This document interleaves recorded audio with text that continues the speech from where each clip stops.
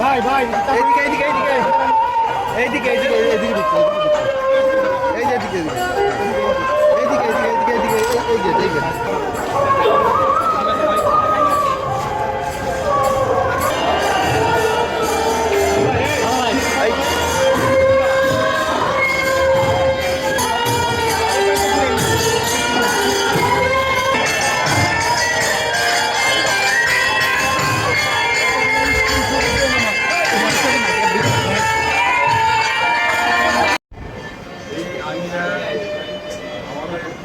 ধর্মাবলম্বীদের কাছে এবং দেশের সামাজিক জনগণের কাছে খুবই একটা পবিত্র জায়গা। এটা বহুদিন যাবৎ এখানে অনুষ্ঠানাদি হচ্ছে, ধর্ম প্রচার হচ্ছে, মানুষকে সৎ পথে পরিচালনা করার জন্য আমাদের যে মহারাজ এবং অন্যান্য সহকর্মী যারা আছেন তারা উপদেশ দিচ্ছেন এবং এখানে পরিণাম চলছে। আমি একসময় এখানে চাকরি করতাম, তখন থেকে আমি জানি যে এখানে কী অবস্থা। আজকে আসা আমাদের যে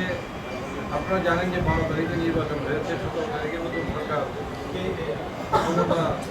দায়িত্ব পেয়েছেন এবং এই দায়িত্বের মাননীয় প্রধানমন্ত্রী আমাদের শহীদ রাষ্ট্রপতি জিয়াউর রহমান এবং দেশনেত্রী খালেদা জিয়ার সন্তান জনাব তারেক রহমান, তিনি দেশের দায়িত্ব গ্রহণ করেছেন তার দলের এবং তিনি কিন্তু বলেছেন যে বাংলাদেশ একটা শান্তির দেশ হিসেবে করতে চায়। এখানে ধর্ম, বর্ণ, সম্প্রদায় নির্বিশেষে সবার অধিকার সংবিধানে যেন সমুন্নত আছে, সেইভাবে যেন সামাজিকভাবে থাকে তার জন্যে তিনি চেষ্টা করে যাচ্ছেন এবং আমরা যারা কাজ করছি তার সাথে আমরা সবাই কিন্তু এই ধারণাটা দেওয়ার জন্যই বিভিন্ন জায়গায় যাচ্ছি এবং আপনাদেরকে বলছি। আমি বিশ্বাস করি যে